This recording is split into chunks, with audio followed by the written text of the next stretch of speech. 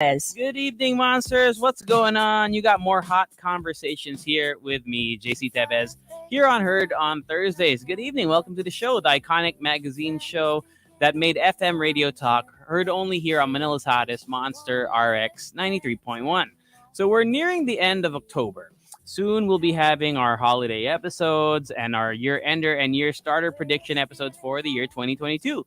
But first, we have to get through the rest of 2021, right? I know it's been tough for a lot of us, myself included, but we're still here. We're making it. We are moving on. The second week of October was National Mental Health Week in the country, and on October 10, we celebrated World Mental Health Day with the rest of the world. In the past 19 months, we've been so anxious about our physical health that sometimes we might have often neglected our mental health. That anxiety about getting the virus, well, it might have manifested into a lot of nervous behavior. That might be a sign that things are not as stable as they should be in our mental spaces. Like I said, tough times. Tonight, on our mental health episode on Heard on Thursdays, we've invited the group called hashtag Mental Health PH to share information about the mental health challenges we're facing in these pandemic times. Mental Health PH is a movement and organization that champions and builds mentally healthier communities around the Philippines. Since 2016, they've been investing into increasing awareness about people's struggles with mental ill health. They empower members to support themselves and others, and they collaborate with various sectors towards sustainable solutions. Heard on Thursdays tonight, the Community and Organizational Development Unit Head of Mental Health PH. He's also a medical doctor and registered nurse, and currently taking a master's degree in public administration at UP Diliman. We'll be joined by Nykko Baustista. And of course, if questions and anything that you might want to ask tonight, you can call us up later on 8631-9393, or feel free to comment on our live stream, which we are live now on Facebook, YouTube, as well as on Twitch at RX931. Once again, let's welcome Nykko Baustista. Hi, Nykko. Good evening. Welcome to the show. Hey, good evening. What's up, monsters? And I'm really thankful that I'm here with you, JC. Thank you, Nykko. And I was saying when I first met you behind the scenes, I love your hair. We have the same hair. Yeah. So if you want to check out Nykko's hair and, of course, learn from him on the live stream, we are live once again at RX931 on Facebook, Twitter, or Facebook, YouTube, as well as on Twitch. So, Nykko, you're both a doctor and a nurse. You're taking your master's in public administration at UP Diliman. You're busy with everything that you're doing. But the first question I usually ask my guests here is, outside of your academics and your everything that you're studying for, what have you been doing that's been keeping you busy? Or do you live stream? Do you watch anything on Netflix? Have you been keeping up with K-dramas? Any new music? What's going on with you? Well, yeah, because of the pandemic, I had more time for myself. And I tried to go back to my hobbies, such as like cooking and catching up with the series. Yeah, and I started hosting some of the online shows by our NGO. Then I also started volunteering under the Philippine Red Cross, under their vaccination drives and their COVID isolation facilities. Cool. We'll talk about the live shows in a bit. Actually, that's really interesting. I'd love to pick your mind on that. But first of all, let's talk about your interest in mental health. Are you, first of all, what are you studying to be? Are you studying to be a psychologist, a psychiatrist? Sometimes people get those words confused. Sometimes even I do. Can you tell us, well, which one you're studying to be, if any, and what the difference is between the two? Well, my main interest in mental health started because I myself experienced some mental health issues, and I wouldn't want anyone else to experience what I experienced. But when it comes to what I'm studying right now, I'm still going to residency, and I still have to choose like what residency program I'm gonna go into. Psychiatry is one of my top choices, but then we'll see in the future. I'm not yet sure. Okay. Psychiatrist. So what exactly is the difference between a psychiatrist and a psychologist? Because those words get interchanged a lot by people, and I guess because of the it sounds similar. But can you maybe just give? I know it's not going to be a comprehensive definition, but what is the main difference between a psychologist and a psychiatrist? What's easy? Well, The easiest way the psychologist is a graduate of a bachelor's degree, then required that he took the master's for clinical psychology or industrial psychology, and then that person needs to take the board exams to become a psychologist. Basically, psychologists focuses on talk therapy for our patients, but for psychiatry, that is a field of medicine. So you have to undergo your bachelor's degree, your doctor of medicine degree, then undergo residency training for psychiatry. Then basically psychiatrist focuses on also talk therapy and biological alteration, so more on drugs, something like that. Okay, interesting. Oh, there we go. I mean, at least to all our listeners, to our monster listeners who might have been on the fence about knowing the difference between the two. Well, there you have it from Nico himself. So, Nico, let's talk about what compelled you to join Mental Health PH. You did mention earlier that you didn't want people to kind of go through the things that you've experienced, but also what is there was there a catalyst?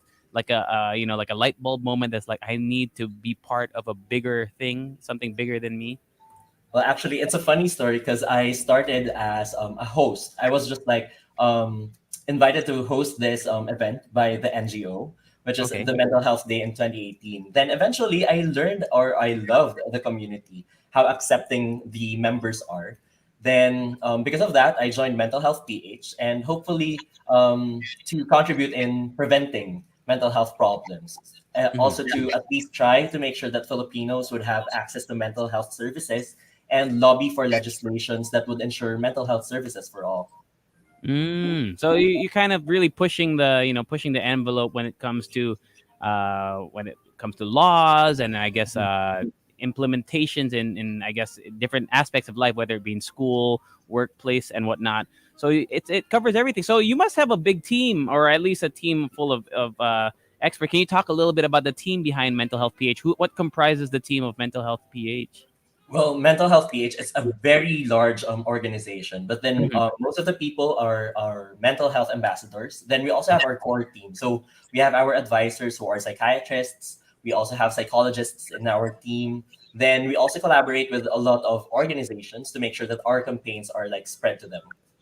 I see. How about government agencies, or are you partnered with any other international groups, or is it really just a local grassroots kind of program? Well, yeah, it started like as an organization, but then we are currently partnered with the Department of Health, the World Health Organization. We have international organizations too, like Mental Health Innovation Network, United for Global Health, and Philippine Mental Health Association. Nice. So a whole bunch of partnerships there as well, which it comes to makes you think like where in the last few years like Mhm. the emphasis on mental health has really kind of grown, I think, right? I mean, you give the thumbs or the what do you call it, the okay sign here, Yeah, because okay, I sorry. think it really goes to show that it's something that over the last few years people are really taking, I guess, more seriously. Not to say that it wasn't a serious issue before, but when you used to think of ailments or illnesses before, it was usually a cough, a cold, a broken leg. But nowadays, people are focusing more on mental illness, mental illness. So can you tell us maybe about why that is? Why there's a shift in that kind of, maybe is it acceptance that mental illness is a serious thing now versus to maybe an older ideology or mindset that mental illness, wala naman yan, it's not really a thing. Yeah. Is that something that's changed over the last few Well, years? actually, it's deeply rooted from our culture as Mhm. Filipinos. Kasi di ba parang some people would say na if you have like a mental health problem, you're weak. Or some may say na parang you won't be functional, you won't be that person who can contribute to the society. But Mhm. then since 2016, we had like an enlightening or a light bulb moment that Mhm. why are we not speaking about mental health, right? Like this is also legit. Like for Mhm. some people, they would say na parang if you have a problem, it's usually caused. It can be manifested as a cough or a fever, something that you can really see. But then mental health problems, that's not something that you can see from your patients or from the people around you. You have to talk to them. You have to acknowledge that there is a problem. So it started from there, and then happily it like grew, and now Yeah. it is a movement. Yeah. Yeah, I love it. I love it. And what would you say right now are the current? Because you've talked about what you're pushing for, what you want, or what the group is trying to go for.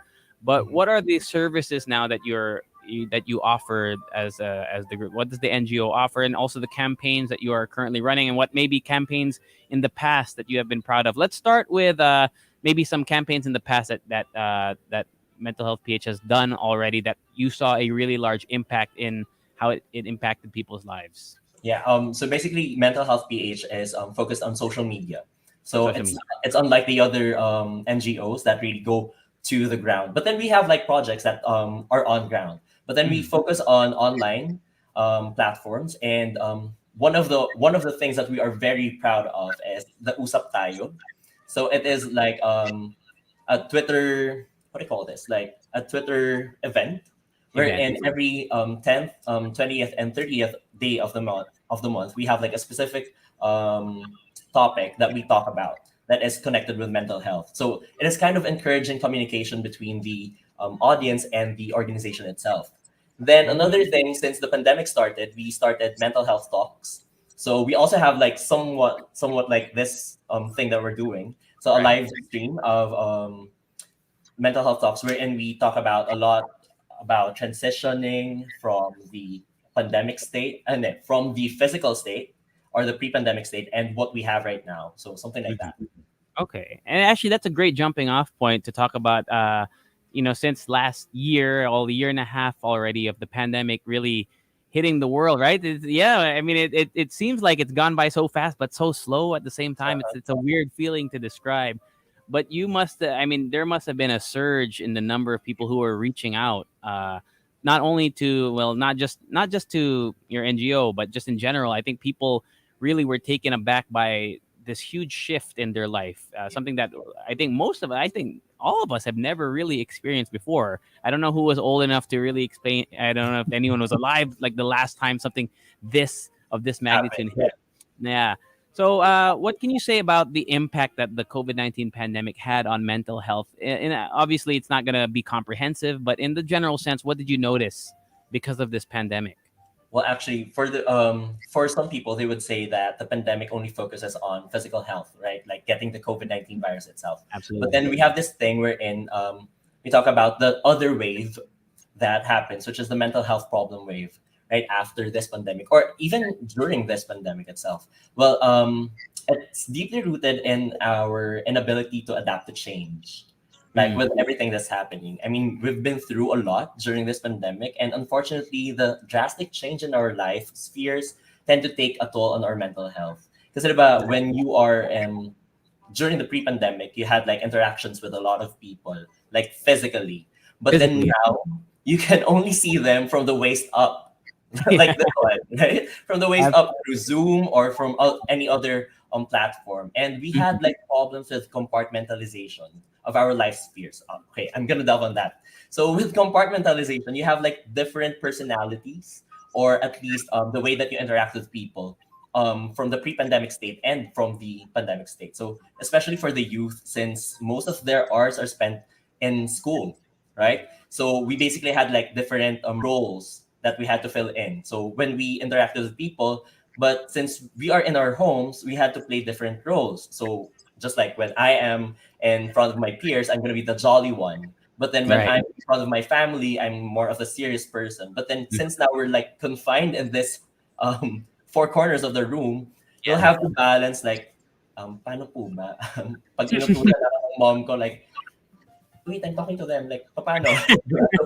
There is this problem na parang we can't really adapt to that kind of change. So, yeah, dun pumasok yung mental health problems natin. I see. Would it be a safe definition to call it like an identity crisis, or is that a different thing Well, completely? not really an identity crisis. Kasi when we talk about an identity crisis, it focuses on how you view yourself. I No, see. but then this is more of how you interact with your different spheres. Kasi like you have different roles. Like kunwari, if you have extracurriculars pa, and a dance troupe, you're supposed to be this person who's like a leader.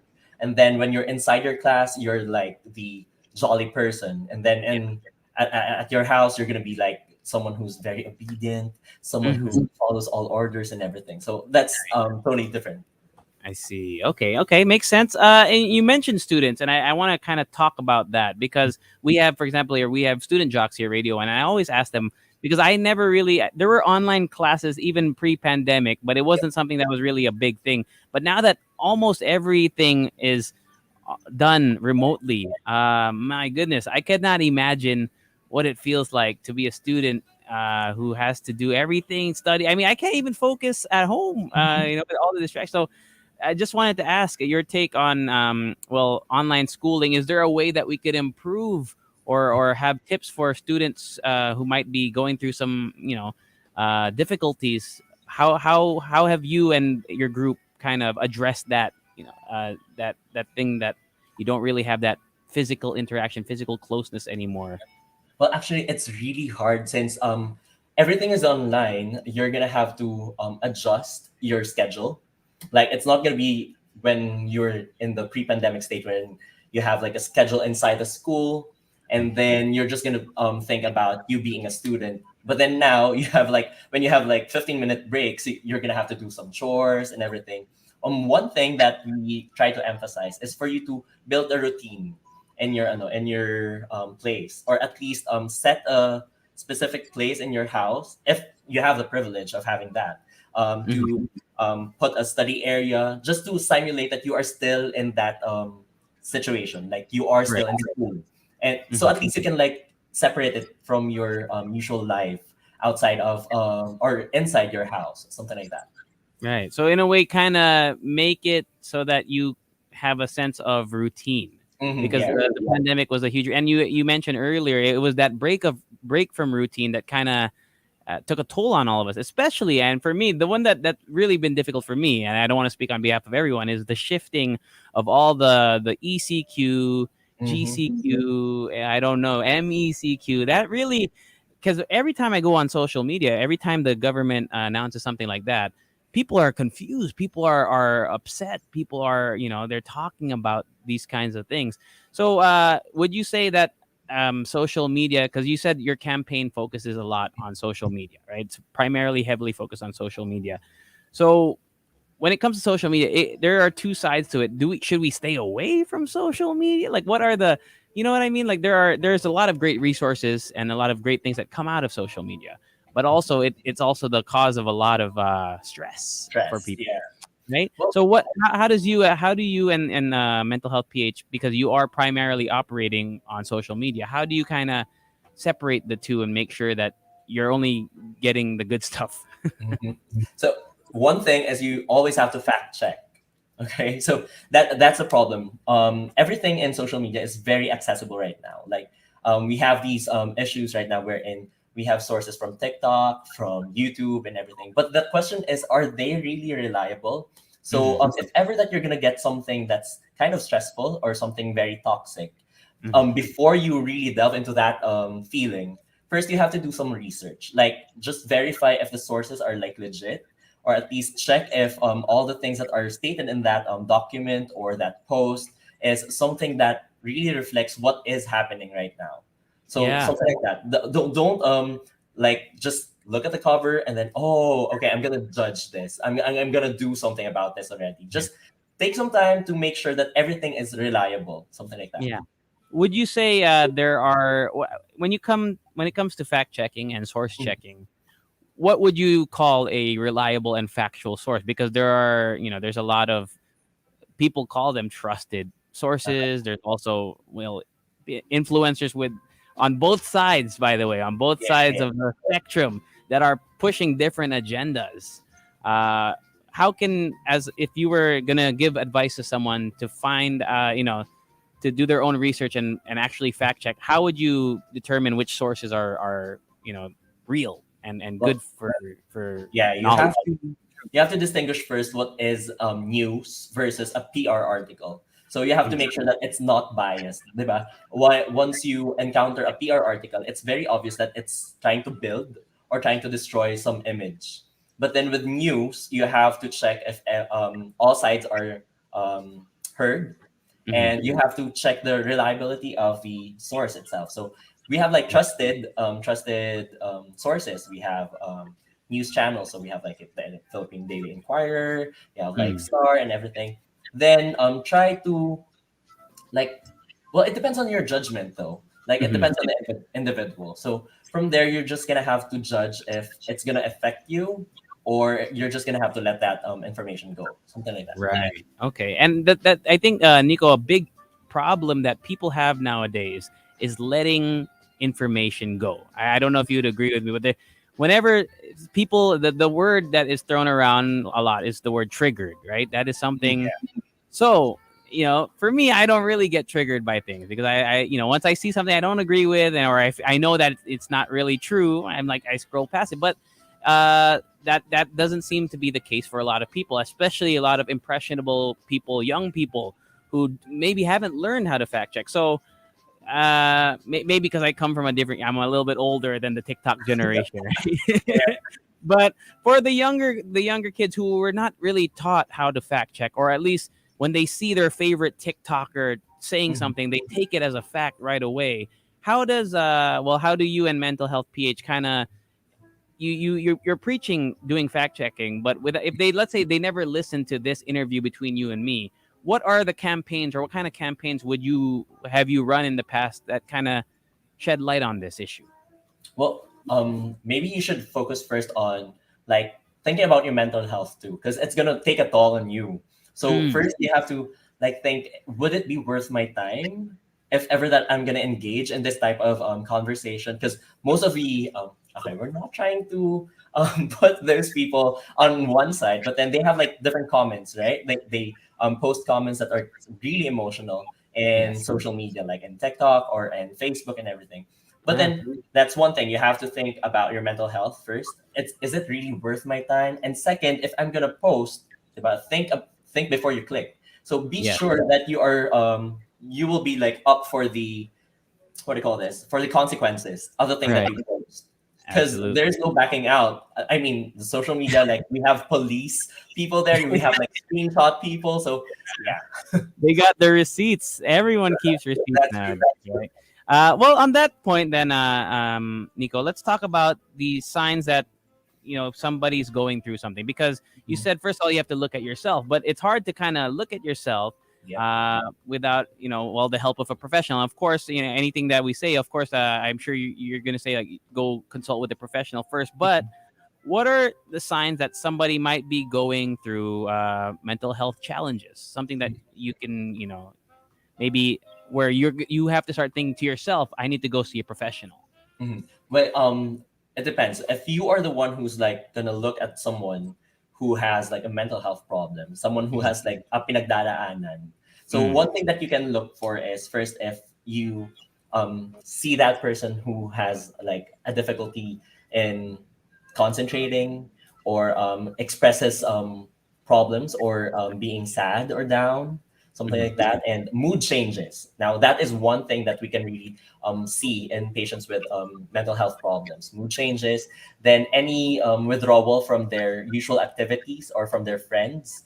This is what we call anhedonia, or not really getting pleasure from the things that you usually get pleasure from, like talking Right. to your friends, or at least like watching your favorite series. So when Mhm. you see someone who doesn't have like that kind of amour anymore with the things that are pleasurable to him or her, then Mhm. there must be something wrong, right? Then another Mhm. thing is changes in eating habits. I know that this is kind of vague, because we have like different eating habits, but then Absolutely. you can really see it from someone who has a mental health problem, someone who really enjoys buffalo wings, or someone who really enjoys ramen. And then when Yeah. you serve it to him or her, he or she doesn't have that kind of spark whenever. Vigor. Right?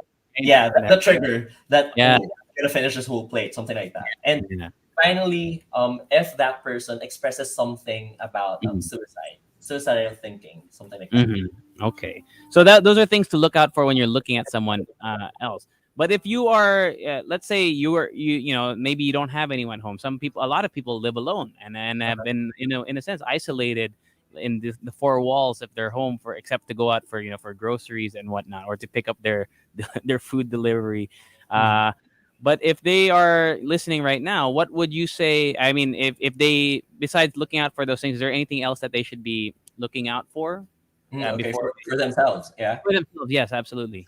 Well, it's kind of hard because most of the mental health problems, you'll see everything that you do as normal. I mean, it's not something that you're gonna say, "Oh, there's something Yes, wrong."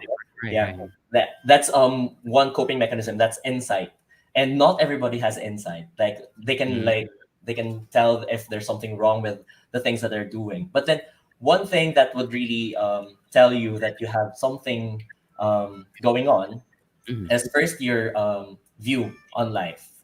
I see. Like the idea of being sad, or this is not normal because it's lingering. It's I see. unlike an emotion that only happens right after a few minutes. You're gonna see something and then you get triggered to another emotion. But then Mhm. if you have this feeling of tiredness, or this feeling of very agitated, which lingers for more than a day or 2 days, something like that, then most likely you may be encountering, or you're undergoing some mental health problem. Okay, great. I mean, it's good information to know. So, before we tackle on where people can seek professional help, I Mhm. wanted to go back to when you said if you can see someone else going through these kind of things, it might be a sign. Mhm. But the question is, do we interfere at all as an outsider looking at someone who you think has you might be experiencing mental health issues or problems? What is the what do you do there? Do you talk to them? Do Mhm. you tell someone else to talk Uh-huh. to them? Maybe someone closer to them. What's your stance on that, or what is mental health PH's stance on reaching out to somebody? Well, first you have to know that you care about that person, and you have to even just simple kumusta, to start a conversation. You don't have to like point out na parang, hey, I think you have like a mental health problem because you have this, you have like problems with eating or something. That's totally different from starting a conversation. You just have to ask how that person is doing, and then from there let the conversation flow, and eventually if ever that person has like a mental health problem or is undergoing something, that person will just raise it up, and then from there, just remember that you just have to listen and not really make it about you, because I mean this is one toxic trait for Filipinos, well, not Mhm. generalizing all Filipinos, but then Right. if ever that one person says na parang ah may ano may problem ako with with ACADS, then you're gonna say na parang ay ako din meron din ako like, hey, babe, it's not Yeah. about you. Okay, Right. focus on the person that you're talking to. So something like that. Yeah, just focus on listening. Okay, great, great. And then so we move on to the next part. If you have talked to someone and they're like, yes, I should get professional help. Mhm. Where can you go? Because that is for me the one of the most difficult things to look up. Because you broke your foot, you go to or an ortho. Yeah. You have something, you have a sinus infection, you go to ENT. Mhm. It's what do you search? Where do you search? And how does this all work?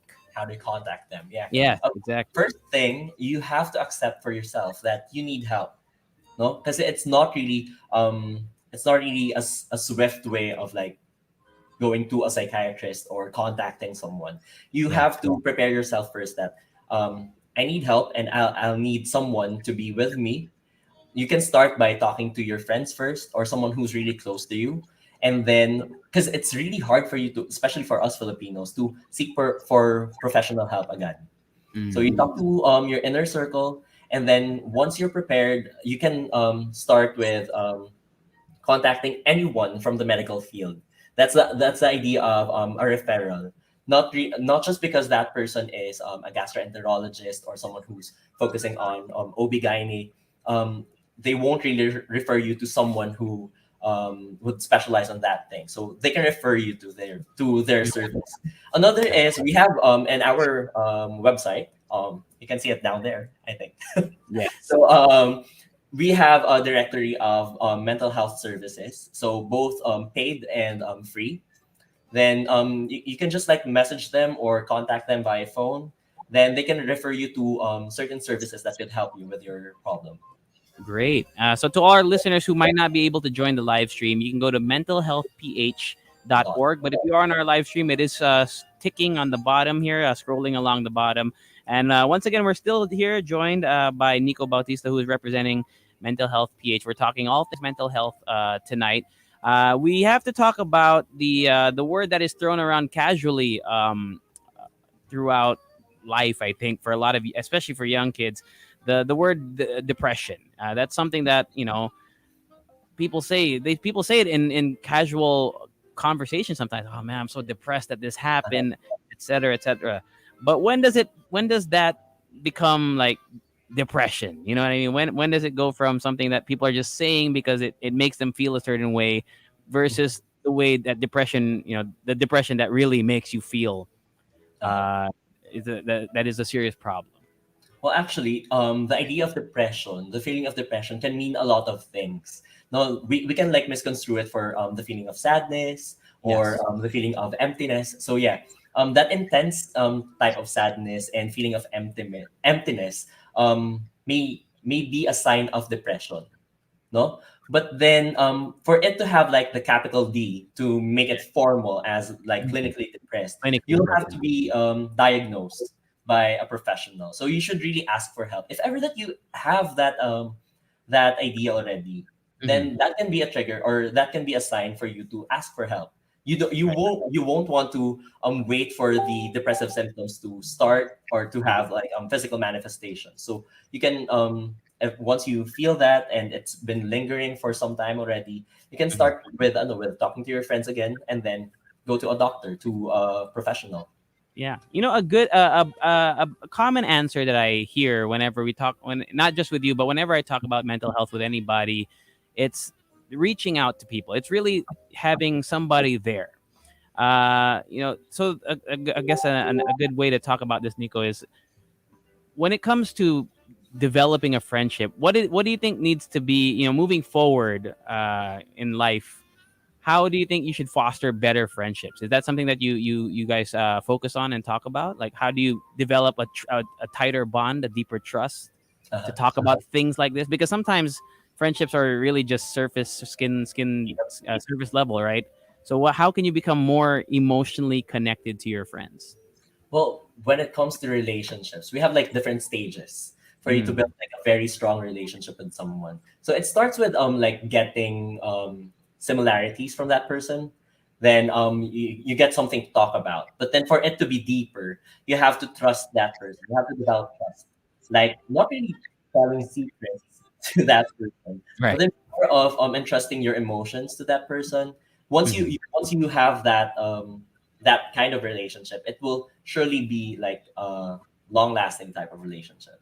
I see. Is there ever a time when you shouldn't reach out? On the other hand, and conversely, is there a time when you shouldn't reach out to someone? Some people say, leave me alone. I want to be left alone. Is that all the more reason to try to reach out, or should you really leave them alone? How can you tell as a friend? Well, actually, there is a difference between empathy and sympathy. No, Okay. aside from the spelling and how you pronounce it, but then Yeah. sympathy is more of like telling that person, oh, nakakaawa ka naman, oh, I feel your sadness, something like that. But then Mhm. empathy is more of like putting your foot inside that person's shoes and then thinking, would I want to be talked to during this time? Because we don't have like a clear cut definition or a clear cut rubric for Okay. if you're gonna have to talk to that person.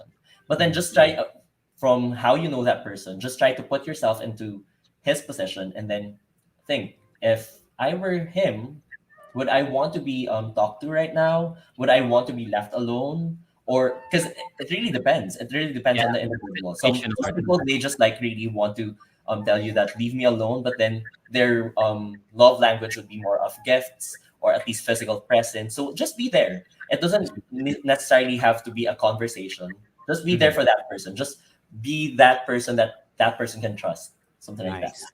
Okay, great advice. Once again from Nico. Wow. Also, you mentioned relationships. When people hear the word relationships, obviously it's not necessarily romantic, but romantic relationships are a big focus and a big impacts a lot of people's mental health. Just anecdote, myself included. If ever I get into a fight with someone that I'm seeing, I, Uh-huh. I like I hate the world. I'm like, oh my god, I'm so angry at everything, et cetera, et cetera. And it really does take a toll on you mentally whenever things are not going well in your romantic relationship. Is there, when it comes to mental health, PH, do you guys focus on romantic relationships as a way to kind of, is that something you want to expound on?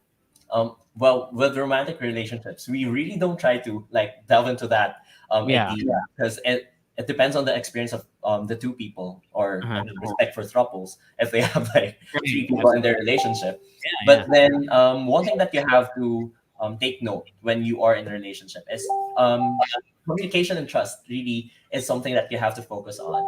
And if Mhm. ever that you have like problems or something like that, I mean, I'm not being Doctor Love here or something. Yeah. Yeah. you really have to communicate with that person to make sure that you are on the same page, so I that see. like you don't have like more problems in the future. Mm. In a way, and for me, it's been cathartic sometimes when a relationship has ended. Obviously, it's not the same for everyone, but does that also? It must apply to friendships, platonic as well, or even relationships such as family members. Is there ever a time, Nico, when cutting off a connection, not necessarily a friendship anymore, but a Uh-huh. relationship with somebody, will make your mental health better? Will it? Will let it improve? And at what point do you know that is the best option to go? Because it's a difficult choice to make, I think, for a lot of people, right? To get rid, or not to get rid, but to cut off a toxic relationship, whether platonic, family, or romantic. Well, yeah, that's a very what do I call this? A very significant word, Yeah, toxic yeah. relationships, right? We, especially here in our country, our culture really is like family bound, and we are really Mhm. close with a lot of people. But then one thing that you have to really think about is yourself, 'di ba? Hindi lang naman siya dito being selfish, or Mhm. you're not being toxic in your own way. But then you have to think if that person can really contribute to your health, or if that person can make you deteriorate. So Mhm. yes, it is okay for you to cut relationships, but before you do that, you have to make sure that you are also on the same page. Like you have to talk to that person that you're cutting your relationship with. Like Okay. respectfully inform that person that I think that our relationship is very toxic. Um, we can do something about it. We can try to improve. But then if ever that it really doesn't move on, then we'll have to like cut it. Got it. I mean, we Okay. will still have your bloodlines and everything, but then it depends on your rapport, or on your like what do you call this? Like an abstract type of relationship with that person. Absolutely, because I mean, not all relationships have to be blood, blood relations to be strong. You can have the strongest friendships with people from that you have nothing really in common with, at least genetically.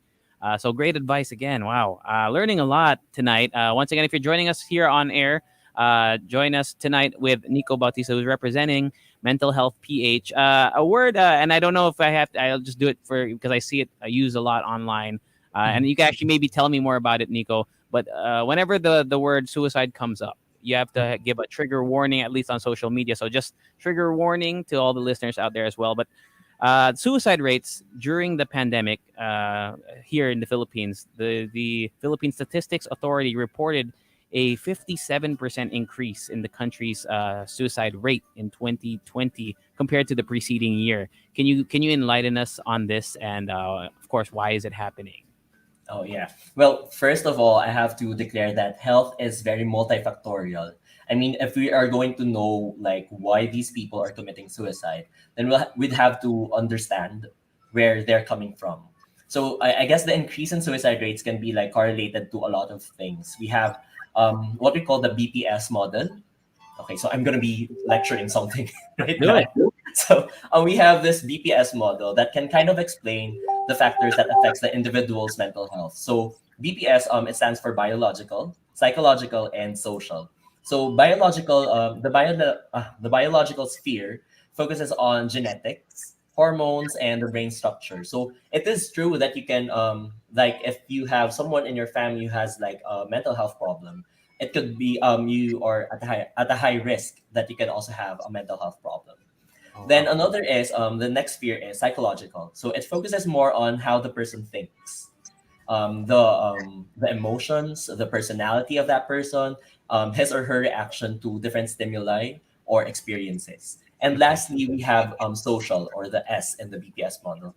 And the social focuses on the environment around him or her, the stigma, the culture, the traditions, the economic status, opportunities, and his or her support system. I So see. from there, specifically during this pandemic, most of the, well, I can't really say something like super final, but then Right. one thing that I saw is that um, the main factor that affects these people would be the social sphere.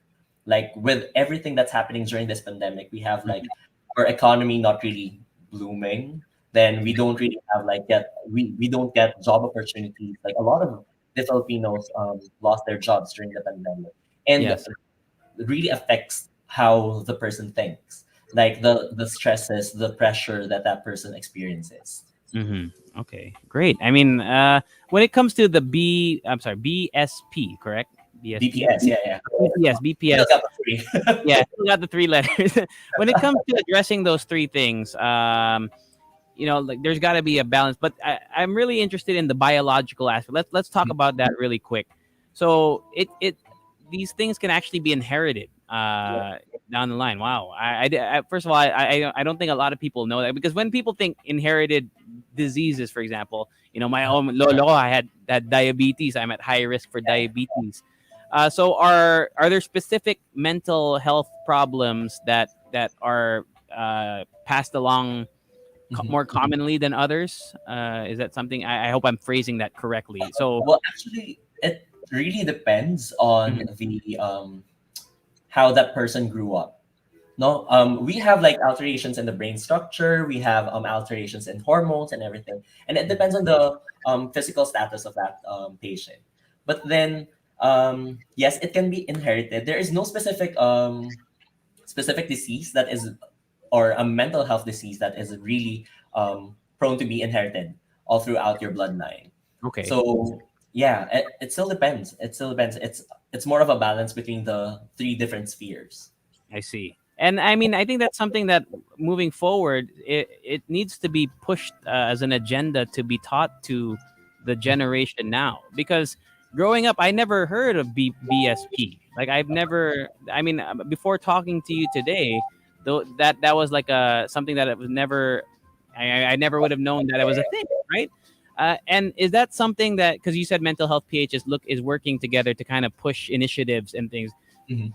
when it comes to teaching these things, for me, my opinion is, the children's brains are the most sponge like, they retain information. You get it in school. But is there ever an age where it's too early to teach someone, and or is that also why it's not being taught as a mandatory thing in schools?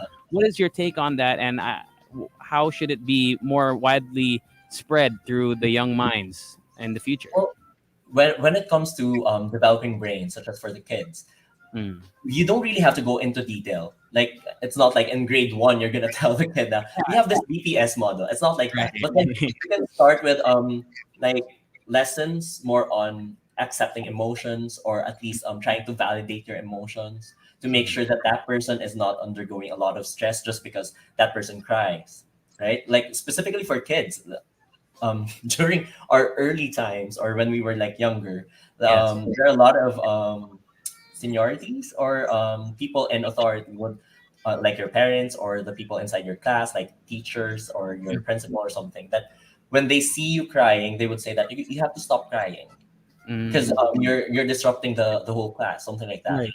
But then one way for us to like teach these people or these children emotional stability, you have to acknowledge like where is this emotion coming from, like trying to make them understand why that's happening, I for them see. not to have this traumatic experience that every time that they cry they would be thinking about that person who told you not to cry, like hipos in Bisaya, hipos, something like that. Yeah. Okay. Okay. So, from a young age, that makes sense. Teaching people that to, their emotions are valid. It's okay to not be okay sometimes. Yeah. But when it comes to maybe, let's say I would say when the adolescent years, from Yep. 12 all the way to becoming a teenager, that is when you really develop who you are as a person. And in that I'm sorry, VSP Okay. model, I feel like that's where all three kind of intersect, especially the latter two, S and P. That's where they Mhm. kind of, as a teenager, I feel like that's where everything evolves, develops, and whatnot. But still, in the curriculum in schools, it's not something that is really pushed. You know what I mean? And I think that, at least this is just me talking. I'm not speaking on Uh-huh. behalf of you or mental health PH, but for me, that for me would have been huge in terms of Yep. learning more about mental health. So what is your opinion on that? And is that something that you and your team are trying to push in the future here, not just in the Philippines, but maybe just around the world? Yeah, actually, we are really pushing for a mental health to be part of the curriculum, but Mm, specifically under health. I'm not sure if it's the same curriculum because I'm kind of old too. We had like MAPE. I'm not sure if that's still the name of the subject, like music arts PE. But then we added H to it, like H. health, right? Specifically Mhm. for those kids who are undergoing puberty, for them to understand what's happening with their body. And Got it. I think that mental health should also be incorporated in that subject, so that they won't have identity issues. Because just like what you told me, during that time, it is the prime time for you to build who you are, Yep. right? The way that you look at things, the relations that the relationships that you are going to build, right? Mhm. So I think it would be better if mental health would be really discussed thoroughly Yeah. during those formative years. I agree. Well, hopefully down the line, that's something that becomes more widely implemented in school systems, not just here in the Philippines, but I think just all around the world. It's something that's still in its infancy stage. That's just my opinion, but I think down the line, it's going to be something that has to be addressed. And as we come towards, since we don't really have, it's not in everyone's curriculum, we have teacher Nico here tonight. So any questions that you want to ask, you can feel free to comment on our live streams, or you can call us up 8631 9393. You can just comment it on Facebook. And of course, we don't have to read your name out loud. If you want to remain anonymous, you can feel free to just use your Finstagram or whatever to comment on it. But Nico, as we move on, the pandemic, I feel like I like to be optimistic. I Uh-huh. feel like, down the line, and probably by next year, hopefully it's Fully. gonna, it's gonna end and we can go back to normal, right? To normal. But uh is there gonna is it something, can we ever return to normal based on, will we be experiencing maybe like some form of PTSD, from everything that we experienced this last 2 years? Is that something that you anticipate might happen for people who lived through the pandemic? Well, yeah, it is not really PTSD, because PTSD is like a specific psychiatric disorder, like post Okay. traumatic stress disorder, right? But then, yes, for some people, we can see the pandemic as something that's very stressful or somewhat traumatic to a lot of people. But for it to be like fully diagnosed, you'll have to go to a professional, right, and undergo therapy. But then, yes, there is a big possibility that we will be encountering a lot of mental health problems in the future. Because Hmm. just like what I told you earlier, it roots from our inability to adapt to change, and it was very abrupt, right? Like March 2020. Just correct me if I'm wrong. March Yeah. 2020, we Yeah. started the lockdown, and everybody wasn't prepared. Like we didn't know how we're gonna do with our we're gonna cope up with our job arrangements, our what do you call this, our studies, our academics. And then if ever that it stops right now, like hopefully in the next few months it's Right. gonna be done, then how are we going to Adjust. interact with the with the public? Like, With the real world. we've been living as hermits for the Yeah. longest time, right? So Agree. with our hair and everything, our Wow. grooming. I mean, Yep. are we prepared to wear pants again? Yeah. For I the longest haven't time, we've been wearing shorts, right? worn a pair of jeans for almost 2 years now. And so I guess to take it from there, is there a danger of being too complacent Mhm. during while we're still in the pandemic? If we are too complacent, does that also affect our mental health? Like, is there anything you want to say about that? Because Well, people have become complacent. I think it's a fair assumption that they've been complacent with certain aspects of their life. well, yeah, Is that most something that we probably can avoid? it would be really difficult for those people who became complacent with the pandemic, because you'll have to reset everything. So Yes. and that entails change. And again, if you are not able to adapt to that change, then it would be really hard for you to go back to our pre-pandemic state, Mhm. like interacting with a lot of people. I mean, it's actually, I encountered this before.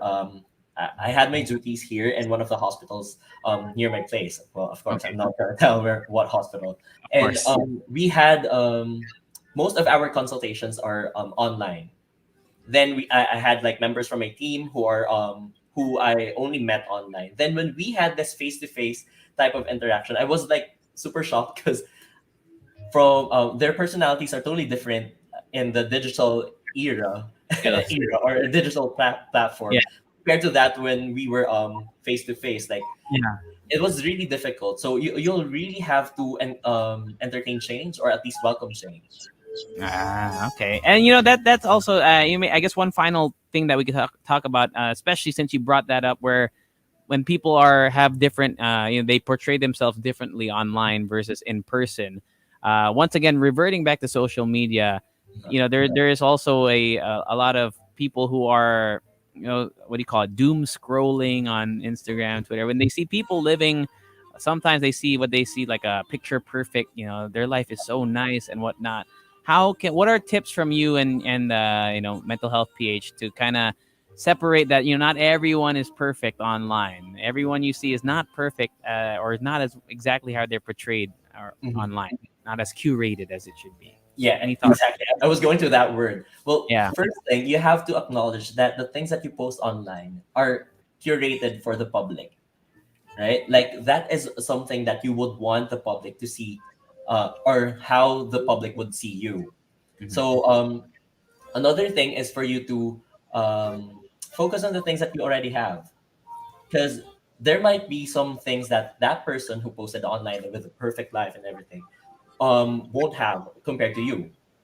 So you Mhm. have to focus on those things, be thankful with that, not really be content with it, because you have to have ambition for you Yes. to move forward, right? Right. But then acknowledge that that person does not have it easy too, because the things that that person posted on social media is well curated. It is how that person wants the public to see him or her.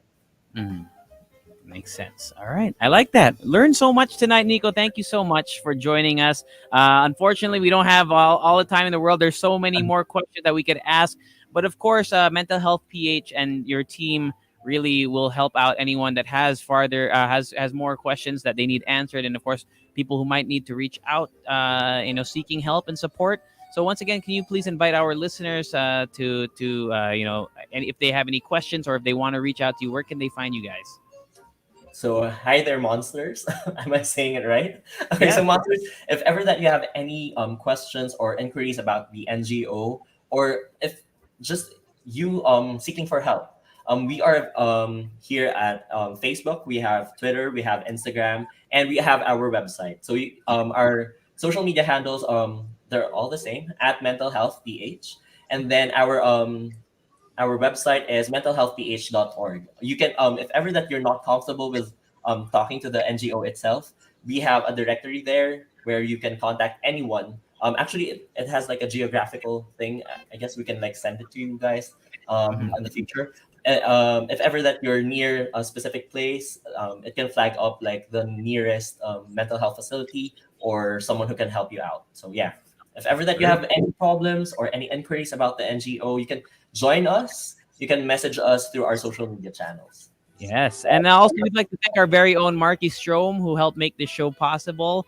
And actually, Nico, you've worked with Marky in the past, but anything that is happening with Mental Health PH, anything you want to promote? I know it's all on the website, but is there anything in the next few weeks or months that you want to really emphasize or highlight tonight? And Yeah, if well, not, actually, oh, go ahead, go ahead. we've been super busy during this month since October is Mental Health Month. But then one thing that I'd like to plug is our self care kit. You can see it in our website. Okay. So just in case that you're undergoing a lot of stress or something like that, you can just look at the website. We have there a 66 page self care kit. But don't worry, the font is like super big and it's like Okay.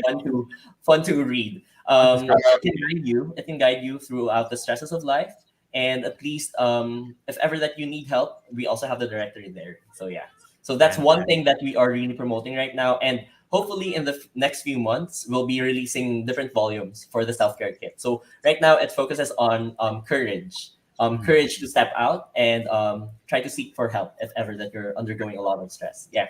All right, that's great. And of course, Nico, I mean, if only if you want, where do they? If you want to promote where they can follow you, I know you also host the live streams, but also if they want to catch you on your social media pages, and if not, you can also just shout out anyone you want to thank, anyone, say hello to anyone tonight. Well, yeah. If ever that you want to follow me, I mean, well, it depends on you. It depends on you guys. But then, yeah, I'm also available on social media. So well, most of my social media handles are also at Nykko Baustista. So that's NYKKO Bautista. Then you can message me there. I mean, I'm fairly a friendly person, I think. And I guess I have to shout out for my mental health PH fam and my brothers from Alpha Phi Omega who are listening right now. So thank you, Rods.